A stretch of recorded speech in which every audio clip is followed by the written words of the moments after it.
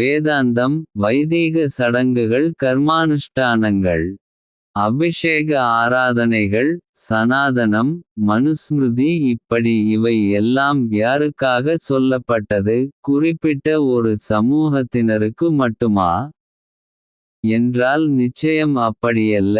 உலகளாவிய ஜன சமுதாயத்திற்கும் அனைவருக்காகவும் சொல்லப்பட்டது என்பதுவே உண்மை என்பதில் மாற்றுக்கருத்தில்லை. சுமார் 6 அல்லது 8 ஆண்டுகாலம் கடுமையான குருகுலவாசம் செய்து வேதபாராயணம் செய்ய வேண்டும். கடந்த யுகங்களில் வாழ்ந்த முன்னோர்கள் இதனை கட்டாயம் செய்தே ஆகவேண்டியிருந்தது. ஆனால் காலம் மாறிவிட்டது, பிழைப்பு நடத்த வேண்டுமே. வேதம் ஓதிய பண்டிதர்கள் இந்த காலத்தில் இதை முழுநேர தொழில் என முழுவதுமாக மாற்றிக்கொண்டு பணம் சம்பாதிப்பதில் இறங்கிவிட்டார்கள். பல மாற்றங்கள் ஏற்பட்டுவிட்டது. வேத பண்டிதர்கள் இதை விற்பனை பொருளாக மாற்றிவிட்டார்கள். முற்றிலும் மாறுதல் அடைந்து விட்டது. இஷ்டம்போல் கையாளத் துவங்கி விட்டதுதான் வருத்தம் கொள்ள வைக்கிறது. அத்வைத, துவைத, விசிஷ்டாத்வைத என்ற 3 சித்தாந்தங்களை ஹிந்து மதத்திற்கு வழிகாட்டியாக வடிவமைத்து தந்திருக்கும் மாஹா ஞான புருஷர்கள் சங்கரர், மத்வர், ராமானுஜர் என்பதை எல்லோரும் அறிந்த இருக்கிறோம். எல்லாம் ஒன்றுதான், ஏகம் என்பது ஆதிசங்கரரின் சித்தாந்தம் அல்ல. இரட்டு உண்டு என்பது துவைதம். அதுவும் சரி என்றாலும் 3 என்று கொள்ள வேண்டும். பரமாத்மா, ஜீவாத்மா, ஜடம் என்பது வைணவ சித்தாந்தம். ஆசாரிய மகான்கள் மூவரும் சடங்குகளை குறித்து ஏதும் சொல்லவில்லை. கர்மங்களுக்கும் சடங்குகளுக்கும் எதிர்மாறாகவே இருந்தார்கள் என்பது பலரும் அறிந்திராத ரகசியம். சான்று: குமரிலபட்டர், மண்டன மிஸ்ரர் என்ற மீமாம்ச தத்துவ வேதாந்திகளை வாதத்தில் வென்று மண்டன மிஸ்ரரைத்தன் பிரதம சீடராக சுஷ்மேந்திர தீர்த்தர் என்று மாற்றிக்கொண்டது. இவரே முதல் பீடமான சிருங்ககிரி சாரதா பீடத்தின் முதலாவது ஆசாரியர் ஆக திகழ்ந்தவர். ஞான மார்க்கம் ஒன்றே ஜீவாத்மாவை கரை சேர்க்கும். கர்மங்கள் பலன் அளிப்பதில்லை என்பது சங்கர பகவத்பாதரின் அசையா நம்பிக்கை. பூஜா விதிகளை மட்டுமே தெளிவுபடுத்தி இருக்கிறார்கள். ரிஷிகள் வேதங்களின் உட்கருத்தினை பல பிரிவுகளாக பிரித்து மந்திரங்கள் சொல்லும் முறை, சூத்திரங்கள் என 7 வகைகளாக பிரித்துச் சொல்லி அதன்படி செயல்பட வேண்டும் எனவும் தெளிவு படுத்தி வைத்திருக்கிறார்கள். ஹிந்து மதம் அதிக அளவில் இப்படி சடங்குகளை பின்பற்றுவதையும் எல்லோரும் அறிந்த இருக்கிறோம். இதில் குறிப்பாக பிராமண சமூகம் உலகில் வேறு எங்கும் எந்த நாட்டிலும் அல்லது மத பிரிவிலும் இல்லாத அளவிற்கு சடங்குகளை சுமந்து கொண்டு செய்ய வேண்டியிருக்கிறது. செய்ய வைக்கிறார்கள்.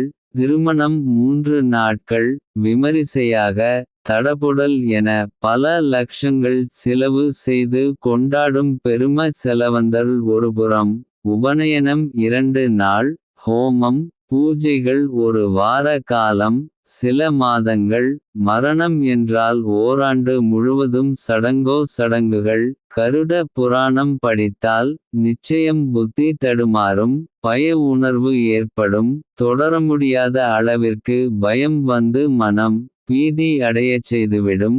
ஐயோ, இப்படியும் நடக்குமா, இதென்ன பேய்கதையா, இல்லை போய் அல்ல நிஜம் என்ற சின்னத்திரை சீரியலா என்று மனம் குழப்பம் அடையும். வேத புராணங்கள், மனுதர்மம், கருட புராணம் இவை அனைத்தும் சடங்குகளை முன்வைத்தே எழுதப்பட்டிருக்கிறது. இவைகளை பிராமணர்கள் மட்டும் தான் கடைப்பிடிக்க வேண்டுமா, செய்ய வேண்டுமா? வேறு எந்த பிரிவினரும் பின்பற்றுவதில்லையே. அவர்களை எந்த தோஷம் பற்றி கொண்டது தெரியவில்லை. பணம் இருக்கிறதோ இல்லையோ, பிராமணர்கள் கடன் வாங்கியாவது செய்தே ஆக வேண்டும் என்று வற்புறுத்தி சொல்லும் மேதைகள் சாஸ்திர பண்டிதர்கள் சொல்வது பண்டைய காலத்திற்கு பொருந்துவதாக இருந்தது உண்மை என்றாலும் காலத்தை ஒட்டி எப்படியும் சுருக்கமாகச் செய்யலாம் என்று பண்டித பிராமணர்கள் சொல்லுவதில்லை. சரி, இப்போது இந்த சடங்குகளை எல்லாம் தப்பாமல் விடாமல் செய்பவர்களுக்கு என்ன நன்மைகள் நற்பலன்கள் கூடுதலாக கிடைத்துவிட்டது சுபிக்ஷங்கள் போகங்கள் நிறைந்துவிட்டதா என்றால் புண்ணியம் கிடைத்துவிட்டதே என்றுதான் பதில் வரும். அது யார் கண்களுக்கும் புலப்படுவதில்லையே. புண்ணியபலன் முன்னோர்களது ஆசீர்வாதங்கள் கிடைத்து விட்டது என்பது வீண்பிரமை குருட்டு நம்பிக்கை அவ்வளவுதான். நடைமுறையில் எந்தவித மாற்றங்களும் காணப்படுவதில்லை. பிறரது ஏசல் திட்டுதல் வசைமாரிகளுக்கு ஆளாகி அதை வாங்கிக் கொள்வது ஒன்றுதான் மிஞ்சும். மிக எளிமையாக சுருக்கமாக செய்யும் பிற மதங்களைச் சார்ந்தவர்கள் அயல் நாட்டினர் நம்மை விட பல மடங்கு உயர்மட்டத்தில் செல்வச்செழிப்பில் சுகபோக வாழ்வு என்று அல்லவா இருக்கிறார்கள். மாறாக சாஸ்திர சம்பிரதாய சடங்குகளை தலைக்கு மேல் சுமந்துகொண்டு கடைபிடித்து செய்துவரும் பிராமண சமுதாயம் எங்கே தலைநிமிர்ந்து நிற்கிறதா? இல்லையே. கேவலமான நிலையில் கீழ்மட்டத்தில் அல்லவா நிற்கிறது. வெளிநாடு வாழும் நம்மவர்கள் பெரும்பாலும் சடங்குகளை செய்வதில்லை, செய்ய முடியாது, முடிவதில்லை. செல்வந்தர்கள் பிறர் மெச்சிட வேண்டும் என்ற எண்ணத்துடன் தான் நடத்துகிறார்கள். கடல் கடந்து செய்யும் புரோகிதம் எவ்வித பலனைத் தரும்? வேதங்களைத் தொகுத்த வியாச பகவான் தெள்ளத் தெளிவாக பதிலைச் சொல்லிவிட்டார். ஆனால் யாரும் கண்டுகொள்வதில்லை. அந்தணர்கள் கடல் கடந்து செல்லக்கூடாது என்பது விதிமுறை. அதிலும் வேதம்பயடித்தவர்கள் ஒருபோதும் கடல் கடந்து செல்லக்கூடாது என்று இருந்தும் வெளிநாடுகளுக்குச் சென்று புரோகிதம் செய்கிறார்கள். இவைகளை விட்டுவிட்டு எதிர்ப்பு சொல்லாமல் வேறு வேண்டாத காலத்திற்கு ஒத்துவராத விஷயங்களை யூடியூபில் உளறிக்கொண்டிருக்கிறார்கள். எல்லாவற்றையும் காலத்திற்கு ஏற்றபடி குறைத்து சுருக்கமாக கையாளுதல் செய்வதால் எந்த பாவமும் தோஷமும் சாபமும் ஏற்பட்டுவிடப் போவதில்லை என்ற விழிப்புணர்வு ஏற்பட வேண்டும். அன்பர்களே, நான் நாத்திகம் பேசவில்லை, கருப்பர் கூட்டத்துடன் இணையவும் இல்லை. நான் ஒரு முழு ஆஸ்திகன், தெய்வீக நம்பிக்கை உள்ளவன் என்பதை ஒருபோதும் மறுத்து பேசவில்லை என்பதை தெளிவு செய்கிறேன். முன்னோர்கள் வடிவமைத்த சாஸ்திரங்களை மூட நம்பிக்கை முட்டாள்தனம் என்றும் சொல்லவில்லை, வேண்டாம் என்றும் சொல்லவில்லை. மாற்றங்கள் செய்து முடிந்த அளவுக்கு குறைத்து கொள்ள வேண்டும் என்பதே என் அபிப்பிராயம். இதில் பயமோ சந்தேகமோ கொள்ள வேண்டாம். காலத்தை அனுசரித்து அதற்கு ஏற்றபடி மாற்றங்கள் செய்வதால் எவ்வித பாதிப்புகளும் நேர்ந்து விடாது. நாம் இருப்பதோ கலியுகம். இதில் எந்தவித சாஸ்திரங்களோ சடங்குகளோ நிச்சயம் பலன் தரப்போவதில்லை என்பதை உணர்ந்து கொள்ள வேண்டும். நீத்தார் கடன் எல்லா மத பிரிவினருக்கும் பொதுவானது. செய்யும் முறையில்தான் வேறுபாடுகள் காணப்படுகிறது. இதர பிரிவு மக்கள் 3 அல்லது 4 நாட்கள் மட்டுமே கடைபிடிப்பதாக தெரிகிறது. இந்த நிலையில் பிராமண சமூகம் மட்டும் எதற்கு இப்படி ஆண்டு முழுவதும் சடங்குகளை செய்துகொண்டே போக வேண்டும் என்பதை சற்று யோசிக்க வேண்டும். பண்டிதர்கள் பல காரணங்களை சுட்டிக்காட்டி குழப்பிவிடுவார்கள். அனைவரும் சமம் என்ற நிலை வந்துவிட்டது. ஏற்றத்தாழ்வுகளை வாய் திறந்து பேச முடியாது. தேவையற்ற அதிக பழமை வாய்ந்த வேண்டாத சாஸ்திரங்களை மூட்டை கட்டி ஒதுக்கி வைத்துவிட்டு இன்றைய நடைமுறைக்கு சாத்தியமாகும் விதிமுறைகளை ஏற்றுக்கொண்டால் போதுமானது. ஏதும் செய்ய இயலவில்லை, சந்தர்ப்ப சூழ்நிலை செய்யவிடவில்லை. வெளிநாட்டில் வாசம் என்ன செய்வது என்றால் கவலை வேண்டாம். அந்த ஆன்மாக்களை மனதளவில் நினைத்து 2 சொட்டு கண்ணீர் சிந்தினால் போதும். அவர்களது ஆசீர்வாதங்கள் பலன் நிச்சயம் கிடைத்துவிடும், இதில் எவ்வித சந்தேகமும் வேண்டாம்.